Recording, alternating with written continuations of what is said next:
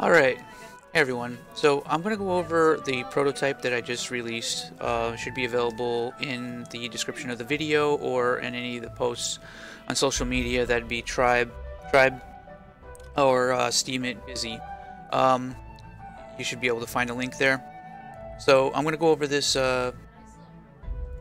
demo right now, and I'm going to talk about what I have in mind for the overall scheme of things, for what I have in mind for the the general control, the methodology behind the compulsion loop, the combat system.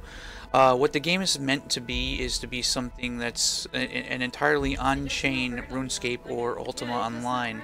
However, there are some differences, some fundamental differences in these cases where what the game is actually about is that it's a sort of hybrid turn-based sort of thing. So you see the number on the upper right side of the screen.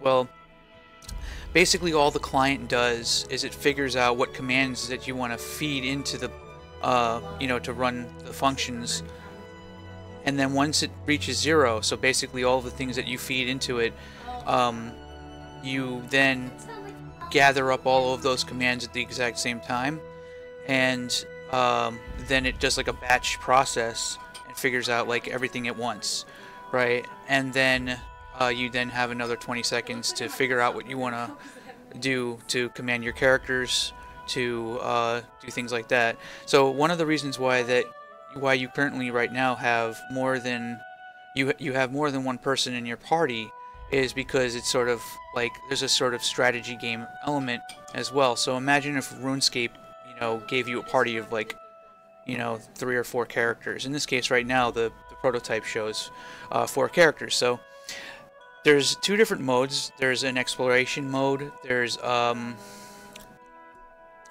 which can be toggled with the spacebar. When you toggle the spacebar, it has to go and update the blockchain before you can actually go into combat mode. So now you'll notice that it says combat mode is active. Combat mode is full control of all party members. Right? So now you notice that these guys aren't grayed out anymore. I now have my archer, rogue, and my healer. So if I select my healer, I can face him here. I can take my archer and I can move him over here, and I can move my rogue up against the wall over here, and I can move my knight here, right?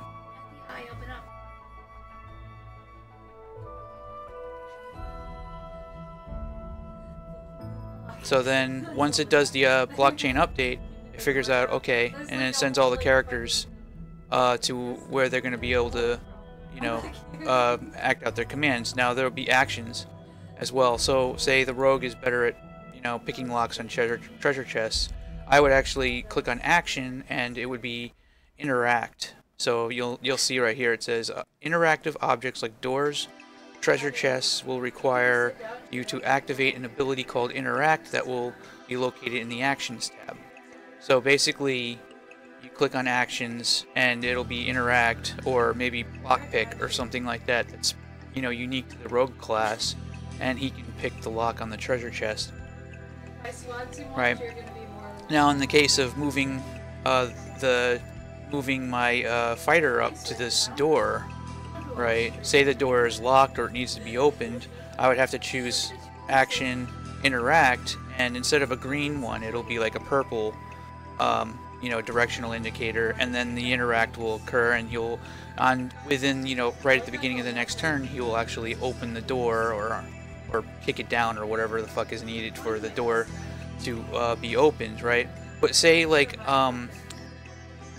if I'm in cities and stuff like that. So this is kind of like a more open-ended with combat mode kind of a situation. But say I want to go back into exploration mode. So exploration mode is easier to move around, less micromanagement, more receptive to being attacked. So I'm gonna move my fighter back, and I'm gonna press spacebar, and when the timer reaches 0, it'll update the chain for the transaction of my character to move down here.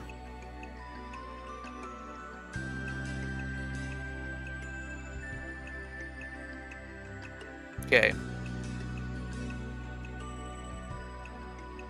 So notice that all my other party members are now in follow mode. This is nice for situations where if you're in a hub city or something like that and you don't want everybody to have all of their party members out at all times. Maybe in hub cities and stuff like that, you'll have like a forced exploration mode. But exploration modes, the main purpose of exploration mode is to sort of simplify the traveling around. Maybe you have more movement capability, like you can travel a further distance per turn. And, you know, and depending on like the distance, like every character will have different like stats for like how far away they can actually run, where you can actually get away with placing one of these markers, you know, in order for you to be able to like actually come out. And so let's say that I went ahead, I opened up this door, and we know that there's an enemy giant bat, and there's another bat over here. There's an enemy zombie, there's an enemy giant bat, there's an enemy zombie, right? So what I'm going to do is I'm going to activate combat mode, and I'm going to run to right here. Now the giant bat will probably aggro at this point, and maybe will pop an ability, like maybe he has some kind of an ability that's sort of like a mini AoE in front of him or something like that. But now I'm in combat mode. Maybe it would have been better for me to have gone into combat mode before getting into the next area and arguing and aggroing these two enemies. So I'm going to move my archer over here, and I'm going to aim him in this direction. I'm going to place my rogue behind the giant bat, and I'm going to place my fighter in front of the giant bat. And I guess I didn't have enough time to actually get my healer in place. So instead of just moving, what I would actually have done was I would have chose to do a heavy slash, and then like I would have done backstab with my rogue, and you know, my healer would just be like hanging back so that he doesn't take damage, and my archer would be doing like a sharp shot or something like that, or a piercing arrow, you know, to deal with the giant bats, you know, super high defense or something like that. And that's basically like the gist of it, and that's how the game would actually end up flowing. So like on the next turn, the bat would come in, probably nail this guy for a little bit of damage. I'd have to have my healer. I'd perform an action where I would drop an AoE or a single target heal on him. You know what I mean? Like, and then I would move my fighter over to the giant bat, and then I'd get my rogue behind the giant bat, you know, and then I would do like a 1, 2, 3 attack, and like do that. Now, like, you know, let's say that the zombie is aggroed now, and now he starts moving as well. All right, so as far as I can tell right now, this doesn't feel bad, and it's using a 10-second. It's assuming that there's going to be a 10-second delay between turns. And you also have a 10-second transaction time, which feels about right. Playing EOS nights and stuff like that, I would say it feels pretty close to what it would actually be if you were playing the game actually on chain and doing each of these transactions and stuff. I don't know what the resources are going to be. I imagine that RAM is going to be a pretty interesting situation because the enemies will probably take quite a bit of RAM.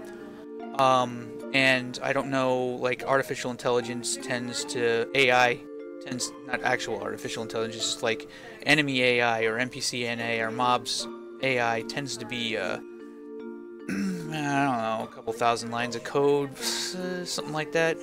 Not really sure. I have a pretty decent stake in EOS though, so I could probably, you know, just keep that on the game itself. It really depends on things. But I mean, a game like this would be really amazing. It would be really cool to see something like this actually on chain, and people actually having true ownership of their items. And I've never really played a roguelike or something along these lines where it's like, you know, it's a dungeon crawler with a hub city and everybody can like see each other and stuff like that. Because if you think about it, it's actually multiplayer. You can play co-op in this because every time the blockchain updates, right? every time the blockchain updates, you can see the position of all other players too. So say if you came into this dungeon with a friend and they have, you know, maybe a couple of characters and you have a couple of characters, you can actually coordinate with each other in a sort of turn-based hybrid strategy type thing, which I don't think is ever really, it's probably been done before, but I don't know if it's really, this feels kind of unique to me, at least not in the sense of doing it you know, in the sort of sense as like a you know, a sort of RPG or an MMO kind of a deal. So there's a lot of potential here just in terms of just gaming in general. This isn't just like bringing some, you know, idea clone over to the blockchain. This is actually kind of forging a new SKU that also complements the medium really well. So I don't know what you know what the technical difficulties are going to be, but I'm going to need help from a programmer. And I will be talking about this a lot. I'll be going into more detail. I want the client for the game to be completely open source. In other words, everything to be completely open source and fully public. In other words, I want to try and make this so that so like literally somebody can just like make their own client if they want to. You know, just looking at the code that I use to make my client, and they can do like a version of the game on a different game engine if they feel like it, or with their own art, or just take the current one and mod it slightly or something like that, so that, you know, maybe the interface is better or different, or, you know what I mean, maybe have like additional features or something like that, so that it becomes kind of like a you know, a completely organic, you know, open-ended beast, where and you know, you never know what it's going to become in like 2 years from now, because people will, you know, mod it, and people will clone it, and people will, you know what I mean? So like, to me, that right there, that is like, that's basically forking the game, right? That is the mindset that Bitcoin uses. That's the mindset that cryptocurrencies use, and I think that the games should follow that same mindset, sort of open-endedness. And yeah, I mean, that's really that. So on that front, I'm gonna need some help just getting the Unreal 4 engine hooked into this, figuring out what the technical difficulties are going to be. For example, I'm not really sure how you would store the, you know, the valid walk spaces on the blockchain. It would literally have to be like maybe a grid of what, you know, places, you know, of spaces that you can actually walk. You know what I mean? But then how would you do things like determining whether or not, say if my healer is here, he's not in a line of sight of the archer, so I wouldn't be able to actually cast an ability on the archer. You know what I mean? And we can't trust the client for anything because people will try to cheat. So there has to be an actual like line trace done entirely in code to determine whether or not there's a valid line of sight to be able to reach the archer on that. So there are some technical hurdles and stuff like that that need to be covered, but I don't think any of them are really that crazy. I mean, most of it seems like it would be pretty straightforward, actually. It's just a lot of it's over my head in terms of the actual like core engine programming type stuff. So with that said, all right, I described everything here. I released it. I'm going to release this so you guys can check it out yourselves. Yeah, let me know what you think, and I'm going to continue trying to further this idea. I want this. So if you or anyone you know is a programmer with experience with doing smart contracts and things of that nature, I want to know what your thoughts are about doing something like this on a technical level. Is it going to be too expensive? Is it you know, is there going to be, maybe there's a fundamental problem with the design, the core design maybe isn't, maybe there's something like that. So that's the kind of stuff that I need to really figure out right now. But this right here shows what I have in mind, and I think that that's important. So with that said, all right, I'm gonna go ahead, I'm gonna end this, I'm gonna end the video here. I hope you guys I want to get attention on this. I want to get, you know, upvotes. I want to get support on this. All right, like here's a working version showing the actual playability of the game. All right. So anyway, all right.